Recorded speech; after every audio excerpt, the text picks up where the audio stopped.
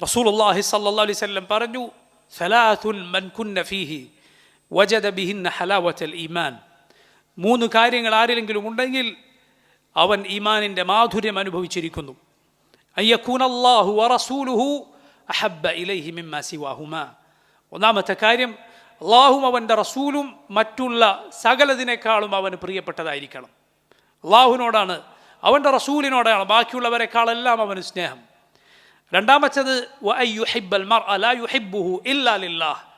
അവനൊരുവനെ സ്നേഹിക്കുന്നു അള്ളാഹുവിന് വേണ്ടി മാത്രം, അള്ളാഹുവിന് വേണ്ടി മാത്രം അവൻ സ്നേഹിക്കുന്നു, മറ്റൊന്നിനും വേണ്ടിയല്ല. മൂന്നാമത്തെ കാര്യം, വഅയ്യക്റഹ അൻ യഊദ ഫിൽ കുഫ്രി ബഅദ ഇദ് അൻഖദഹു അല്ലാഹു മിൻഹു കമാ യക്റഹു അൻ യുഖ്ദഫ ഫിന്നാർ. അവൻ കുഫറിലേക്ക് തിരിച്ചു പോകുന്നത് വെറുക്കുന്നു. ഇസ്ലാമിലേക്ക് അള്ളാഹു അവന് ഹിദായത്ത് നൽകിയതിനു ശേഷം, കുഫറിൽ നിന്ന് അള്ളാഹു അവനെ രക്ഷപ്പെടുത്തിയതിനു ശേഷം വീണ്ടും അതിലേക്ക് തിരിച്ചു പോവുക എന്നത് അവൻ അങ്ങേയറ്റം വെറുക്കുന്നു. തീയിലേക്ക് അവൻ വലിച്ചെറിയപ്പെടുന്നത് അവൻ എത്ര ഇഷ്ടപ്പെടുന്നില്ലയോ, എത്രമാത്രം അവൻ വെറുക്കുന്നുവോ അതുപോലെ. അപ്പോൾ നോക്കൂ നിങ്ങൾ, ഇത് മുഅ്മിനീങ്ങളുടെ അടയാളമാണ്.